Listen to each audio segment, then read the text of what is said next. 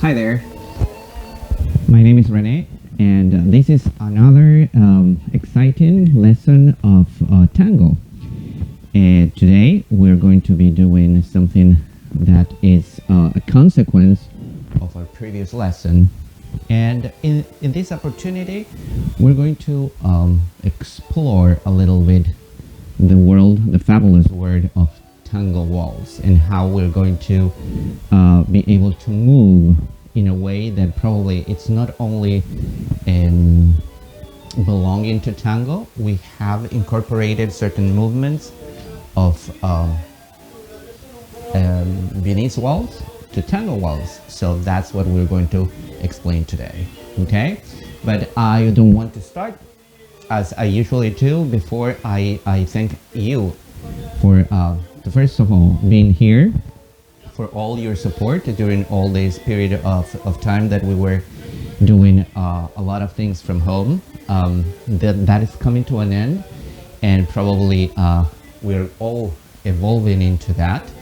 It's going to be a very interesting transition to come back to the new normal. We don't know exactly how and when that is going to happen. I know that most of you are very curious about to know if Gleneco is coming back anytime soon. As soon as the Gleneco decides to come back with the dances, I'm going to let you know. But for now, they are still planning how we're going to do that. So I don't have a specific date to tell you when we're going to come back. But it is going to happen soon. And that's the reason why we are keeping doing these interesting lessons, so you can practice at home, and when we come back to the dance floor, we're going to be able to do a lot of things. Okay, so that said, once again, we just have to be patient, and thank you for being here. Another little thing that I want to say before I start is that the episode of yesterday of our the Tango in Tangos podcast is extremely interesting, and if you can join us later on in our virtual milonga, we're going to be able to go to Buenos Aires virtually and know a little bit more about this wonderful spot in Buenos Aires and how it was 100 years ago, Corrientes and Esmeralda, and the intersection of the Corrientes Avenue and Esmeralda Street. Okay, so join us later on at 7:30 p.m. today, Sunday. So I was talking about how we're going to do waltz, and before I start with the movements, I want you to understand how I am listening to the sound of waltz. I know that most of you, at least once in your life, you have danced a waltz. We do it when we graduate from school, and even before that, when we're kids, somebody organizes a dance and there's always a waltz. We have done it when we graduated from high school. We have done it if you're from South America. You have done it in a quinceañera. If not, probably when you got married. I don't know. There's a lot of opportunities in life to know waltz, and most of us love waltz. So, but in waltz, usually we have that constant 1, 2, 3, 1, 2, 3, 1, 2, 3, 1, 2, 3, right? Just for today, I want you to listen waltz, just one beat. Ba, ba, ba, ba, ba, ba, ba, ba, ba, ba, ba. So if we learn how to read the music in that way, I'm actually going to be moving a little bit slower than tango, okay? And that is the idea. At first, I want you to move a lot slower than tango, not so fast.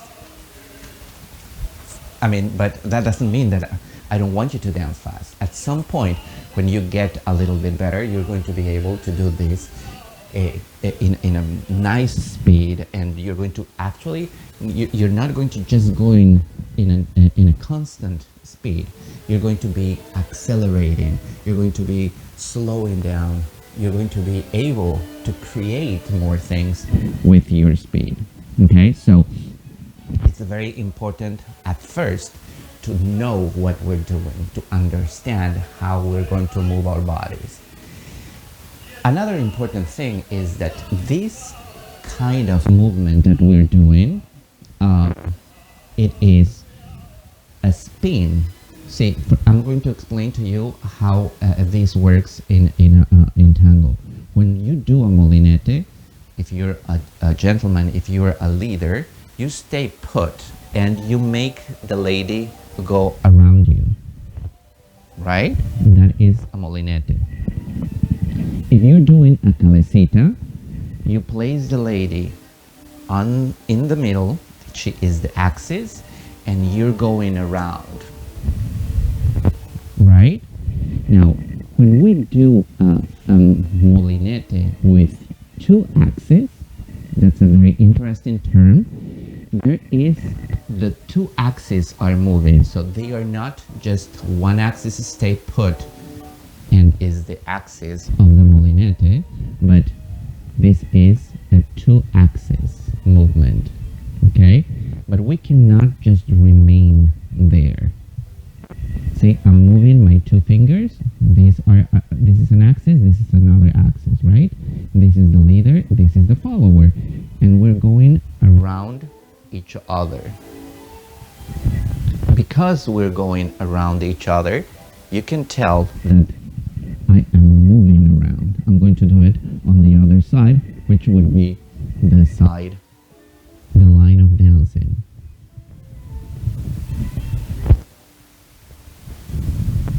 Of course, I'm just giving you an example. This could go like this.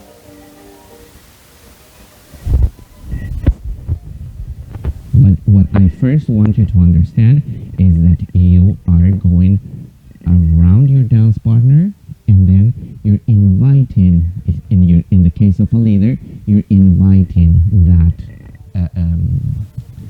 dance partner to go around you, and then you keep going. For now, we're going to be doing that a lot, just to practice, but in the actual dance, I cannot keep spinning all the time. I'm going to choose the right moment in the music. The waltz is going to tell you, hey Renee, I need spinning right now. I know that for now, it's not possible to do that. Once again, that is going to come in time. For now, like I said before, focus in bam, bam, bam. So, last week, or 2 weeks ago, we were practicing how to make this from two back ochos. I'm just going to do the roll, and then we're going to do it with the six so you can understand. If I'm listening to the music, bum, bum, bum, bum, bum, that song is coming to an end, so it, all the ends are kind of like very sophisticated, so it doesn't have that beat, but we're going to wait for the next song. Boom, boom, boom. It is extremely clear. So I'm going to take two back ochos. Bam, bam, bam, bam, bam, bam. In the second back ocho, I'm going to direct her leg. See, I'm going to be the follower. She does first back ocho, second back ocho. In the second back ocho, her left leg is in the air. And if I direct that leg in the line of dancing, that is going to make me go in the right direction all the time. So I want you to pay attention to that, okay? So I go the leader's roll again. I want you to see how I'm going to take her into a back ocho, regular back ocho, and then I'm going to do a little bit of a more interesting back ocho. So side step, I take her back, and in the next one, I'm going to move my torso a little bit more, like as if I would like her to go towards the corner of this room. See,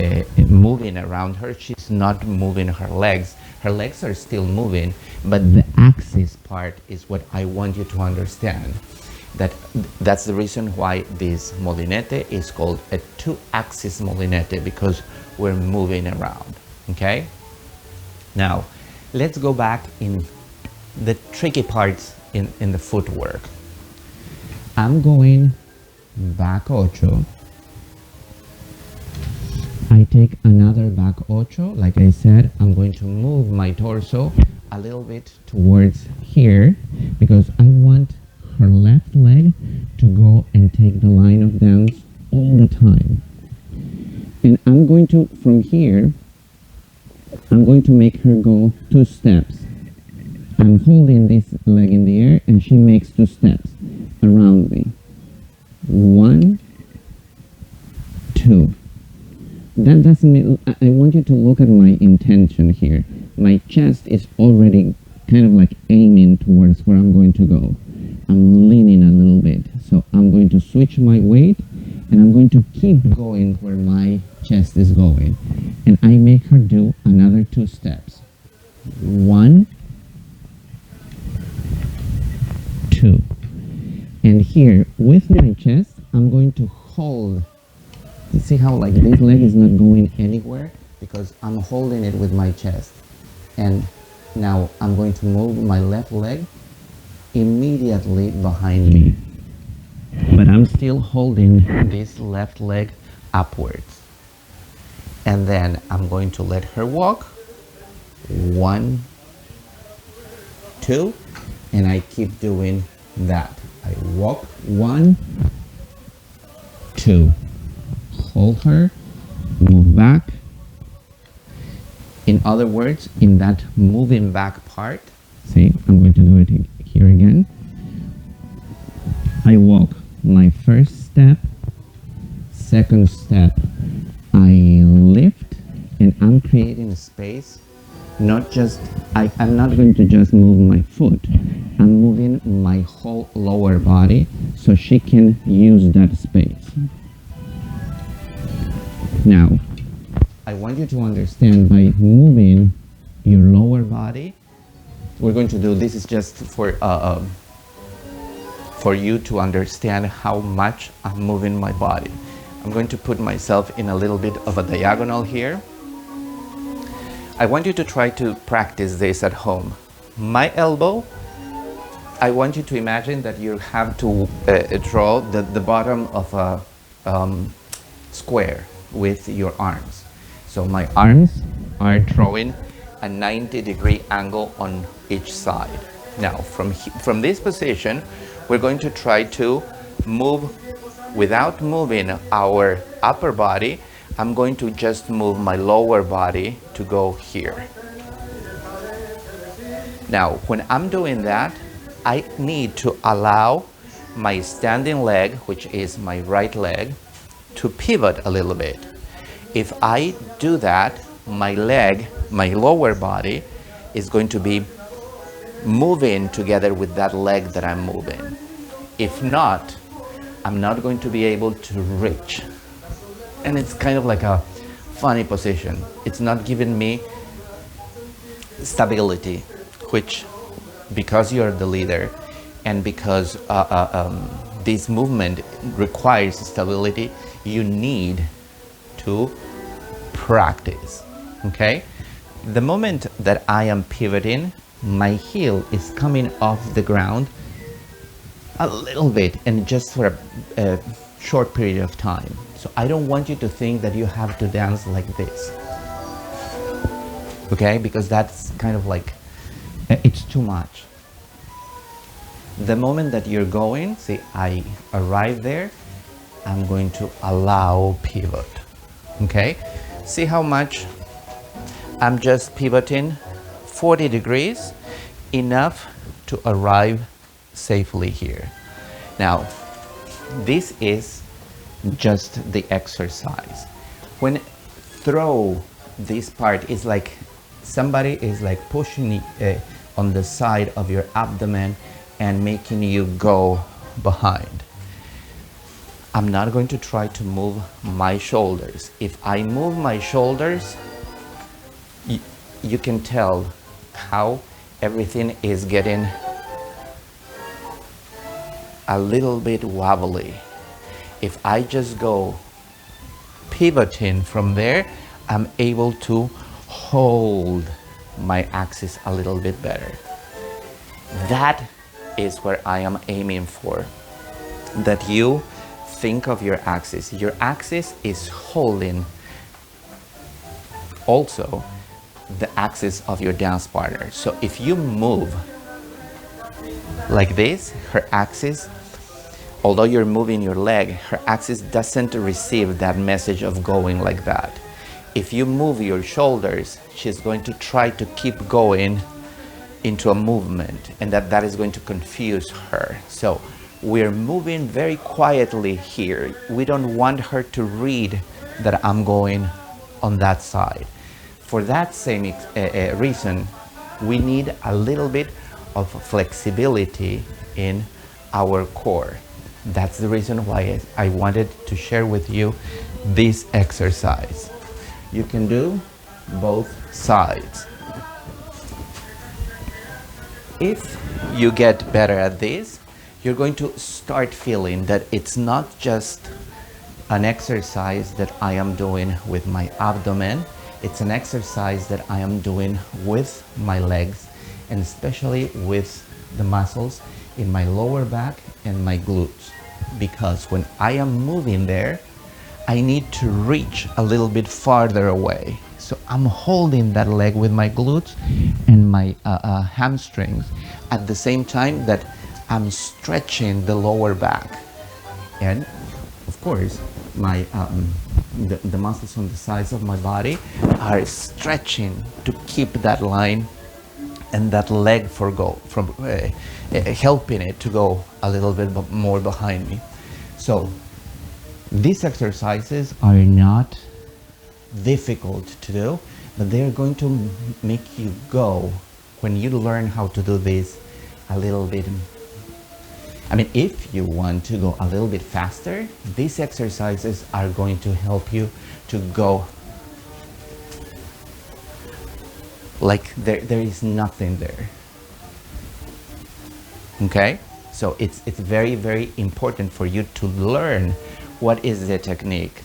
When you see a leader dancing very quickly, he understands these little exercises. So I want you to try to do it. Regardless of your age, regardless of your body shape, everybody can move that in this way, because you're following rules of physics. They had nothing to do with your body shape, your how tall you are, how short you are. What we're doing is just creating a space. The lady is going, we're pivoting, and we're keeping going. The idea is that you keep flowing, not so much force, not so much an aesthetical way for now. We're going to work on the details later, but for now I just want you to focus in that way of doing it. Provided that you had that knowledge already in you, see how I'm going to try to do. Again, I'm going to do this very slow, and you're going to see when I'm doing that little part. I go 2 back ochos, the second very deep, so I bring her leg over there. I make her go 1, 2. In this one, I'm not moving anywhere. Then I walk with her 2 steps. 1, 2. I hold. Here is where my energy comes. I'm holding up, but I'm moving. That's the reason why I have to be very quiet with my axis. And then I invite her to go 1, 2. 1, 2. Hold. I move. 1, 2. Now, when I'm explaining to you, I need to make a pause there because I want you to see what's going on. Most of the time, there is no pause. You have to keep going. I'm going to show you how it looks when I am just moving around without that pause. Okay, we're going to wait. Boom, boom, boom, boom.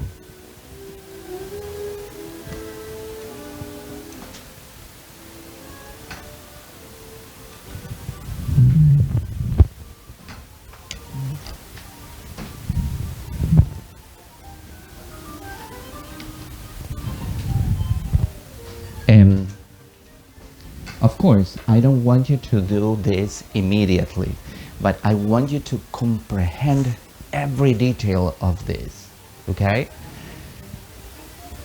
At first, try to do it without the sticks, with your own energy, and you don't have to step humongous steps. This is just as I would practice. Try to imagine that your dance partner is with you. Two back ochos, teeny tiny. I lead with my chest. 1, 2. I go 1, 2, 3. 1, 2, 1, 2, 3. See, you can tell that when I'm doing the 3, I'm spinning. Let's do it one more time. Back ocho. 1, 2. I invite her just with my torso. 1, 2, 1, 2, 3. 1, 2, 1, 2, 3. 1, 2. If you think about it, that the 1, 2, 3, it's a little bit, you're doing the rhythm of the waltz. I don't want you to think 1, 2, 3, 1, 2, 3, 1, 2, 3 yet, but it makes us do something interesting with the music. See? Bum, bum, bum, bum, bum, bum, bum, bum, bum, bum, bum, bum, bum, bum. Because I'm doing this very slow, I want you to realize that when you're doing the third step, 1, 2, and you're going under your elbow, you need to raise, you need to lift the lady a little bit, because if you don't do that, she's going to immediately, because women are, most followers are like that, they are desperate to try to do something, so they're going to go. If you lift them, they're going to hold that foot. I'm going to explain that in the female's role part. So it's very important. For now, you can skip that later when you're acquiring little by little more speed. But for now, and again, this is just for you to understand what you have to do and how you do it. Lift as much as you can. In the embrace, even when you're practicing with a pillow, in your embrace, whenever you're lifting, try to remain with a high elbow here. This is not going to help you, and if you dance like this, most likely when you lift, you're going to be lifting just your chest, just your shoulder. When I'm dancing with a high elbow, the moment that I lift my chest, see how like I'm raising that arm as well, as opposed to this. I lift my chest, there's nothing else to lift, and I'm crushing probably my dance partner, and I'm making, the pressure is lower, and she's going to end up doing this rather than going up. So I want to rise her with me. And how is that going to happen? I'm going to go a little bit like in that direction, okay? So first back ocho, second deep. I want her to step there, so I make her go 2 steps. 1, 2, up. And see, like I'm going and I'm holding up, I'm stretching, and she goes 1, 2, I do 1, 2, and I lift. So when you're going behind you and you're throwing the left side of your body behind you, that's when you have to have this feeling that you're going upwards. Okay? Whenever you're looking at me in the videos, you can see that sometimes I'm elongating my body in such a way that I want every detail to be shown. I don't talk about every detail or how I'm doing that, but for so many people have asked me, but you know, you're doing something with your foot, Renee, that I cannot do. Think about how you're elongating whenever you're going back. The portion of your ankles is going to give you a lot more, a very nice line behind you. If I go, I'm just going to go a back ocho. If I go like this, see, because I'm keeping that ankle a little bit bent, the whole leg is going to be broken. If I think about elongating my ankle, I mean, this is interesting because I don't think about elongating my ankle. I'm thinking of elongating my toes. So when I throw my leg, I'm trying to reach with my toes a little bit like this. And that is forcing not only my ankle to be elongated, but my knee to be elongated and being held from my back. And if you keep that posture upwards, that upwards position is helping you to elongate from your core towards that toe. And that is actually what it makes, it is making me keep that posture every time I'm going. Okay, so try to practice it. If you like ballet, when you see a pirouette, in the pirouette, there is a lot of similarities there. If you do this constantly, it looks like you're doing a pirouette. Now, we're not dancing ballet. I want you to keep, whenever you're turning, this is also your technical skills as a leader. When you're spinning in this way to axis, your face has to be always in front of your dance partner. Look at my face only. Here is my dance partner all the time. She's in front of me. So back ocho, another back ocho, and I go tum, tum, tum, tum, tum, tum, tum, tum, tum, tum. So no matter how I'm moving behind or forward or anything, my upper body is frozen in front of my dance partner. Okay? And I didn't pay attention too much to the exit of the step.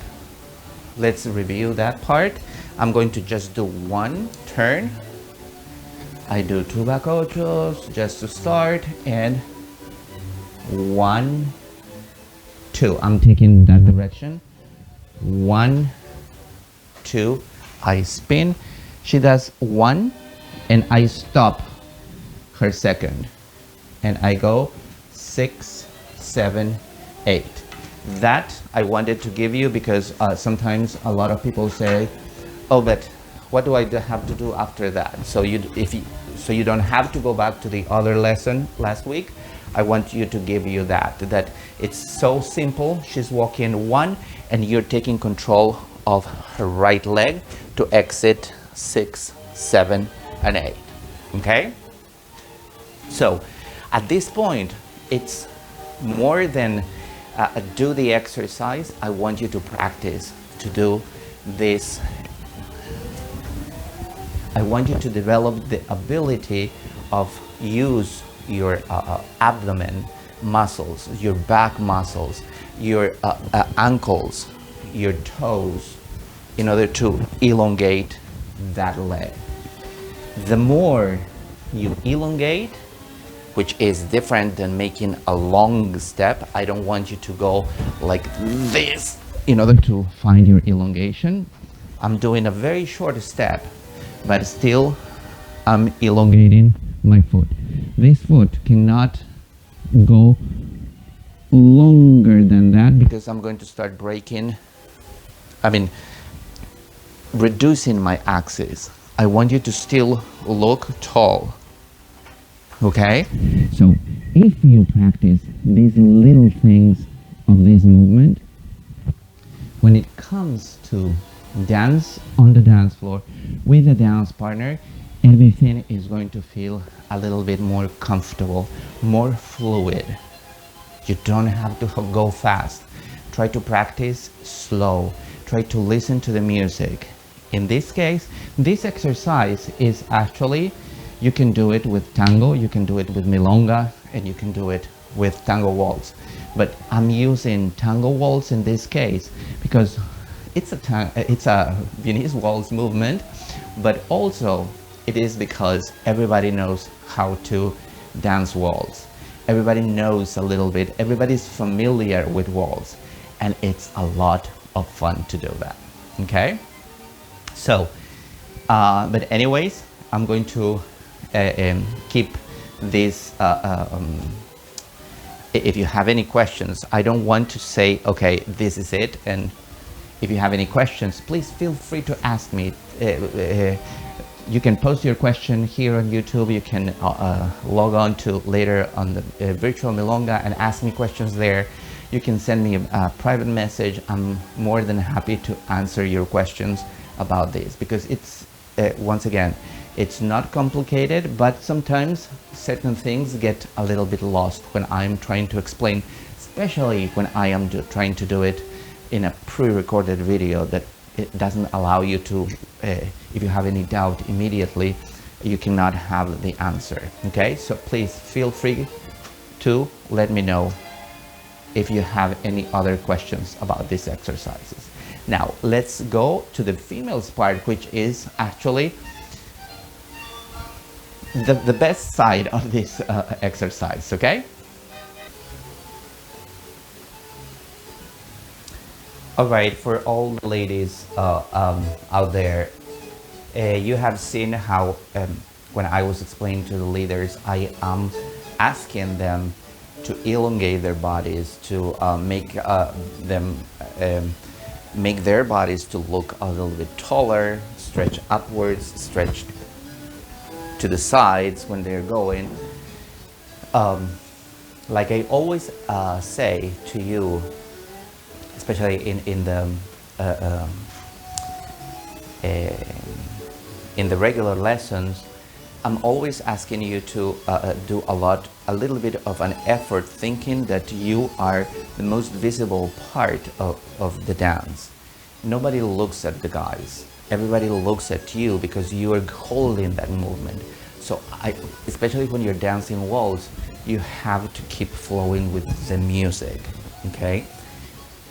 That doesn't mean that you have to make a extremely difficult or talented movement. Everything goes like a clock. The clock never stops moving. The clock is not doing anything fancy. Okay? We're going to try to do certain fancy things, but it's not difficult. It's just I'm going to try to flow.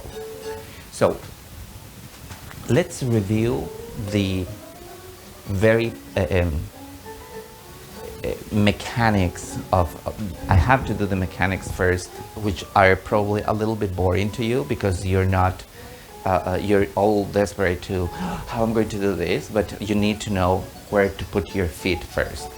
So at first, in the way that we're practicing this, you're going to be making 2 back ochos. After the side step, you go 1, and in this second one, the leader is going to take you a little bit towards this corner.